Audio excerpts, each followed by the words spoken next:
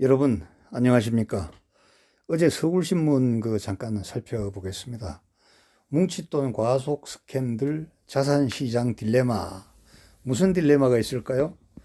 이주일 한흥 총재는 이게 과속 스캔들을 달리다 보면은 조그만 충격에도 큰 붕괴가 온다, 크게 동요가 온다, 이렇게 걱정을 하고 있는데, 그렇다고 해서 강하게 경고하지 못하고 구두로 살짝 경고하는 선에서 그쳤습니다.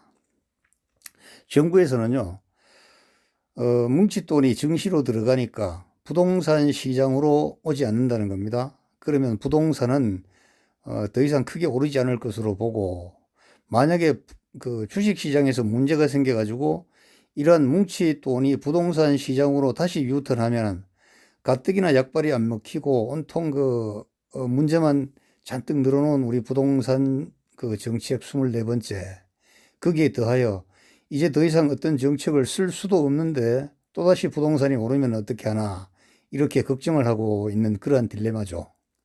개인은 어떨까요? 개미들은요, 주식 시장이 고점이면 분명하나 그렇다고 부동산은 사기도 어려워. 왜냐하면 값도 많이 비싸졌고, 그리고 규제가 많기 때문에 막상 부동산을 구입해봐야 실효성에 의문을 가진다 이거죠. 이런 상황에서 문제가 있죠. 고점이니까. 그렇다고 해서 투자하지 않으려니 또 안 되는 거야. 그 마음이 석연치가 않은 것이죠. 그래서 고점이긴 해도 계속 투자를 해야 된다. 투자를 하지 않을 수밖에 없다. 이렇게 이제 생각을 하는 겁니다. 이런 딜레마입니다. 저와 같은 이 연구자들은 어떤 딜레마가 있을까요? 이 세 가지가 다 틀렸는데 틀렸다고 말할 수 없는 그러한 딜레마가 있습니다. 왜냐하면 경제라는 것은, 시장 경제라는 것은 이 기사에서도 말했지만은 자칫 뭘 하나 이렇게 잡으려 하다가 실물 시장인 초가상간 다 태운다. 그 걱정 때문에 아무런 정책을 시행할 수가 없다. 이렇게 얘기하잖아요. 그런데 이 시장 경제 역사는 초가상간 다 태우는 역사의 반복입니다. 지었다가 무너뜨리고, 지었다가 무너뜨리고, 또 내가 지어놓으면 무너지고, 지어놓으면 무너지고, 이런 겁니다. 왜 그러냐면 비정상적이고 비이성적인 생각이 모두가 경우의 수가 결합이 돼가지고 시장에서는 시장 가격이란 그러한 현상으로 나타나잖아요. 분명하게 주식시장은 이 과열된 것은 비이성적이고 비합리적인 겁니다. 왜냐하면 기업의 미래 가치가 불투명하고, 또 코로나 팬데믹으로 인해서 많은 기업이 도산하거나 문을 닫고 있는 그런 상황이고, 그런데 어떻게 해서 주가가 이렇게 올라야 되느냐. 무려 몇 달 사이에 37%포인트 가까이 올랐잖아요. 이걸 과연 어떻게 설명해야 되느냐 하는 것이죠. 비정상적입니다. 아마 워런 버핏 같은 아주 투자의 현인들에게 물어봐도 한국 이 투자는 잘못되었다고 얘기할 겁니다. 뭐 잘못되었다고 얘기하는 그 이유는 워런 버핏 같으면 이런 시장에 절대로 들어오지 않거든요. 잠을 자고 있습니다. 멀리 가서 휴식을 취하고 있죠. 이러한 것을 바로잡기 위해서는 올바른 지식이 필요한데, 자본시장 시장 경제, 실물 경제 현장에서는 지식이 먹혀 들어가지가 않아요. 왜냐하면 이 경제 지식은 주목할 때와 외면할 때를 분명히 알아야 되는데, 지금 많은 사람들은 주목할 때 외면하고 외면할 때 주목해야 되는 거예요. 그러니까 완전히 시장의 신호를 거꾸로 읽어버리기 때문에 절대로 돈을 벌 수 없는 구조가 되어 있습니다. 여러분, 인생이 그리 길지 않아요. 30년 정도는 부모 밑에서 산다고 보고요. 90세를 산다고 할 때 60부터 30년은 그냥 그럭저럭 그냥 세월 흐르는 대로 산다고 봤을 때, 정말 정신 차리고 똑바로 이 시장에 이렇게 발을 들여놓을 시기는 30년인데, 또 기타 여러 가지 준비 기간을 망라하면 정말 치열하고 멋지게 살아야 할 기간은 20년밖에 안 됩니다. 이거는 누구나 살아본 사람은 다 다 수긍하고 인정하는 겁니다. 이 20년 동안에 어떻게 하느냐에 따라서 초기 30년은 부모의 영향을 받으니까 뭐 그냥 그럭저럭 부모하고 같이 정말 운명의 공동체가 되어서 살아간다고 봤을 때, 또 60 이후에 30년은 자기가 살아온 쌓아놓은 그것으로 인해서 살아간다고 봤을 때, 진짜 치열하게 살 수 있는 것은 20년. 20년 동안 어떻게 하느냐가 대단히 중요한데, 이때 바로 올바른 지식이 뒷받침돼야 되잖아요. 지식이. 그런데 이 지식을 거꾸로 읽어버린다 이겁니다. 외면해야 함에도 불구하고 이때 진짜 주목을 하고, 주목해야 함에도 불구하고 이때는 쳐다보지도 않는 이러한 아주 아이러니한 현상이 계속 일어나는데, 이것은 생소한 것이 아니고 인간의 역사, 인류의 역사에서는 지극히 정상적이고 지극히 순리적으로 보여지는 그러한 선택들이라 이겁니다. 예를 들어서 간단하게 설명을 하겠습니다. 5년 전에 서울의 강남에 아파트를 6억 주고 산 사람 지금 25억 정도 되거든요. 그럼 도대체 얼마가 오른 거예요? 19억이 오른 거잖아요. 19억. 취득세, 등록세 다 빼고, 그 다음에 이번에 팔았다고 생각해봐요. 양도세 얼마 내더라도 적어도 15억의 알돈은 내 손에 쥘 수 있는 거예요. 지금 계속 등에 깔고 자면 또 그것도 소용이 없어요. 이게 100억이 된들 무슨 소용이 있겠습니까? 이 경제라는 것은 시기에 따라서 적절한 선택을 해야 되는데, 사고 팔고를 반복을 해야 되는 겁니다. 직장에서 열심히 일을 해서 봉급을 받아가지고 이렇게 저축을 하는 사람들도 결국은 시장 경제에서 뭔가 선택해야 나머지 미래 인생이 확실하게 되는 것이죠. 그런데 사고 팔지 않고 구경만 했던 사람들이 어느 순간에 관심을 가지게 됩니다. 남들이 하는 대로 관심을 가지거든요.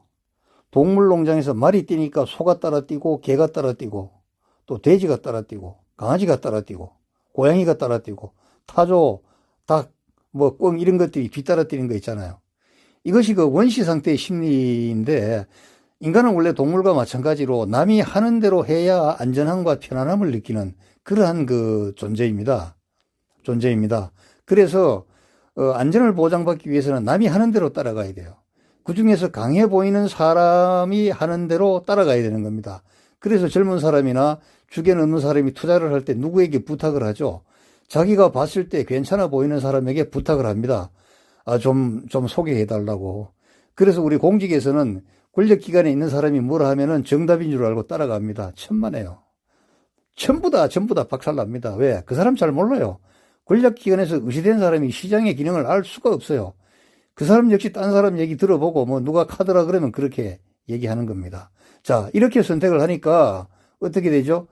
주목해야 될 시기인 가격의 저점에서는 철저하게 외면하고, 그 다음에 외면해야 될 시기인 가격이 고점으로 향하는 그 시점에서는 너무너무 과민 반응을 보이는 거예요. 그래서 지금 흔히 하게 마통, 마이너스 통장, 그 다음에 대출, 그 다음에 주식 대출, 많죠. 또 여러 가지 대출할 수 있는 것은 다 해가지고 말입니다. 예를 들어서 전세 사는 사람이 월세로 옮기고 그 전세 자금을 가지고 투자를 한다든가 이런 현상을 흔히 볼 수 있잖아요. 지금 보면은 자꾸 동학개미 하고 언론에서 칭찬을 하는데 여러분 칭찬할 일이 아닙니다. 동학개미도 그 안에 분명히 주도 세력이 있거든요. 그 주도 세력은 아마 돈을 벌 거예요. 왜냐면은 팔로를 자꾸 양산하니까. 이 돈이란 것은요, 정상적이지 않은 돈은요, 내가 산 만큼 누군가 사줬을 때 이익이 나는 겁니다. 내가 산 것을 누군가 계속 반복해서 사줬을 때 나는 계속 이익이 나는 겁니다. 그래서 이 투자의 세계는 부추김의 세계이고, 어떻게 보면 현혹하는 세계라 이겁니다. 어제 삼성의 이재용 씨가 구속되고 나니까 시가가 23조가 증발했다고 하대요. 불안을 느낀 사람이 팔고 나가버리는 거잖아요. 여러 가지 사건, 사고가 있는데, 정치적인 사건, 또 국제적인 사건, 사고가 많은데, 하여튼 이 모든 경우의 수가 결합되어 시장에서는 가격으로 나타난다는 겁니다, 가격. 그런데 이 가격은 늘 변해왔어요. 여러분, 삼성, 불과 5년 전에 해도 삼성이 100만원 갈까? 삼성전자가? 100만원 갈까? 그게 이제 호사가들의 관심이었어요. 그래서 기자들도 시황이 좋아서 번쩍 뛰었을 때는 나름대로 설명해 놓고, 100만원 돌파할까? 이걸 가지고 뒤에 점쟁이 하듯이 또 하는 거예요.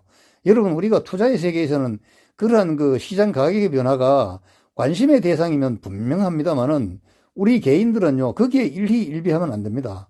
원리를 알아야 됩니다, 원리. 그 원리가 뭐냐? 제가 누누이 강조하지만은 화식 경제 사상의 10연의 원리예요. 10연이라는 건 뭡니까? 변한다는 겁니다. 때에 따라 변한다고요. 시장 가격이 변한다고요. 그래서 동양 최고의 경제는 주역에서도 수시 변혁은 종도다. 그 변화에 따르는 것은 도에 이르는 길이다, 도. 그러니까 달통한 사람들은요, 그 변화를 깨닫는 겁니다. 그래서 달통한 사람들은 지금 미국의 워런 버핏 같은 사람이 중국에도 옛날에 과거에 많았거든요. 이런 사람들은 시장 상황에 전혀 관계하지 않아요. 흐름만 정확하게 보고 있다가, 들어갔다가 지금은 빠질 때구나 하고 빠지고, 이것만 반복하는 겁니다. 이것이 화식 경제의 저자인 사마천이가 3000년의 경제 역사를 관찰해서 기록한 핵심 진수이고, 이것이 2002년도인가 이 중에서 일부가 노벨 경제학상, 다니엘 캐너먼 박사가 노벨 경제학상을 받았어요. 그 사람이 그 화식 경제를 알고 연구를 했다고는 생각하지 않는데, 도대체 이 시장이 왜 이런가? 왜 열심히 하는데 부자들이 없는가? 오히려 가난한 게으름뱅이 같은 사람들이 돈을 더 많이 가지고 있는 이유는 뭔가? 여기에서 이제 연구를 하기 시작해서 오랜 관찰을 해보니까 원인은 단 하나더라. 주목해야 될 때 외면해버리고, 외면해야 됨에도 분명하고 이때 주목을 하더라. 그것을 가지고 이제 논리적으로 가설을 세워서 쭉 풀어내니까 노벨 경제학상을 받은 겁니다. 그래서 지금은 말입니다. 경제는 심리입니다. 심리를 아는 자 경제를 거머쥘 수 있습니다. 마음을 다스리는 자 부자가 될 수 있습니다. 마음을 다스릴 줄 아는 자 얻은 경제를 재화를 잃어버리지 않고 자꾸 확대 재생산합니다. 여러분, 젊은이 여러분, 동학개미 여러분, 고점을 보고 뛰어들었다면 여러분들은 이미 실패를 예약한 겁니다. 비트코인 마찬가지입니다. 저는 비트코인을 2017년 칼럼에서 정상적인 재화가 아니라고 부정적으로 봤습니다만은 3년 사이에 이미 부정할 수 없는 상황이 되어버렸어. 왜? 워낙 많은 사람들이 여기에 달라붙으니까 비트코인 자체도 재화를 증식하는 하나의 수단이 되어버린 겁니다. 그런데 여러분, 재화를 증식하는 수단이라는 것은 재화를 잃어버리는 그러한 방편도 된다는 것을 반드시 아셔야 됩니다. 왜? 동전의 양면이잖아요. 한쪽은 수익이고 한쪽은 손실인데, 이 수익과 손실이 같이 가면서 어느 누구에게는 수익으로, 이익으로 가고 어느 누구에게는 손실로, 파산으로 가는 겁니다. 파산으로. 그래서 동전의 양면과 같고 정말 칼에 날과 칼등과 같은 그러한 원리인데, 이것을 올바로 집행을 하려면 말입니다. 지식을 알아야 됩니다. 첫째, 지식이 필요하고 그 지식을 바탕으로 어떻게 취사 선택할 수 있는 분별력까지 합쳐진 지혜가 필요한 것이죠. 여러분, 지식을 함양했습니까? 그 지식이 지혜로 도달되도록 여러분 했습니까? 아니잖아요. 지금 우리나라 이제 약 한 40년 이 자본주의 역사에서 돈을 번 사람들 있잖아요. 이제 진짜 밥숟가락 걱정 안 하고 먹고 산 사람들요. 정말 들여다보면 말입니다. 박정희라는 걸출한 정치 스타가 나타나서 경제적 파이를 키우는 통에 거기서 부산물을 얻어먹은 사람들이에요. 주체적으로 돈을 불린 사람들은요, 많지 않은 데다가 그 많지 않은 사람들도 따져보면 다 와이를 써야 되거든. 어떻게 보면 부정부패 세력이야. 권력과 결탁한 세력들이 더 많다 이겁니다. 그래서 돈놀이 했던 사람들이 고리대금 업자들 있잖아요. 이 사람들이 어디로 진출해요? 주유소 진출하면 돈 많이 번 겁니다. 그때는 주유소가 거리 제한이 있어가지고요. 정말 돈 많이 벌었어요. 그러다가 이제 거리 제한 풀어버리니까 주유소도 이제 그렇게 큰 돈은 못 벌죠. 지가 상승만 지금 바라보고 있는 상태이죠. 그리고 그 다음에 뭐 건설업 이런 데 진출하잖아요. 다 이렇게 살았습니다. 근데 지금은 이제 그렇게 하는 사람이 있기는 있습니다만은 이게 잘 안 되니까 자꾸 바람을 불러일으켜요. 뭔 제인이니, 라임이니, 이런 거 있잖아요. 제가 봤을 때는 그 바람을 누군가 일으켰고, 분별 없는 사람들이 그 바람에 따라가가지고 정말 바람과 함께 사라진 겁니다. 여러분, 그 돈 어떻게 번 돈입니까? 피를 토하면서 번 돈 아닙니까? 아버지 돈? 아버지는 어디 공짜로 쉽게 벌었나요? 죽기 살기로 벌어가지고 그 돈 조금 남겨준 겁니다. 이 세상이 그렇게 만만치가 않아요. 그런데 여러분들은 너무나 쉽게 보고, 저점에서 들어갔으면 괜찮아요. 돈 많이 벌었으니까. 그러나 고점에 들어가서 더 올라주기를 기다리는 건 맹추 바보. 어떻게 보면 등신 머저리거든요. 제가 욕하는 게 아니고 지식과 지혜를 알고 나면 그렇다 이겁니다. 그러면 어떻게 하라는 얘기나? 기다려요. 또 옵니다, 이 기회는요. 그동안에 내공을 쌓고 공부를 하고 돈을 모아놨다가 바닥을 칠 때 말입니다. 한꺼번에 그냥 검어지는 겁니다. 여러분, 제가 미꾸라지 어장에 이렇게 가보면 미꾸라지 잡을 때 말입니다. 추어탕 넣을 때요. 막 돌아다니며 잡습니까? 아니죠. 물 빼버려요, 물. 물 빼버리면 한쪽으로 이렇게 모여가지고 미꾸라지가 바글바글 오글오글 하잖아요. 그때 뜰채를 가지고 한꺼번에 뜨는 겁니다. 경제가 이런 겁니다, 여러분. 그걸 기다릴 줄 알아야 되고 그것을 식별할 줄 알아야 돼요. 절대로 여러분 남이 하니까 따라가지 마십시오. 여러분 사랑도 남이 하면 따라갑니까? 연애도 남이 하면 따라갑니까? 아니잖아요. 뭐 따라갈 수는 있죠. 그러나 그 결과가 어떻게 될까요? 좋으면 참 더없이 좋겠습니다만 자칫하면 쓰라린 그러한 결과를 맞게 됩니다. 여러분 정말 주목할 때 주목하시고 외면할 때 외면하십시오. 여러분 감사합니다.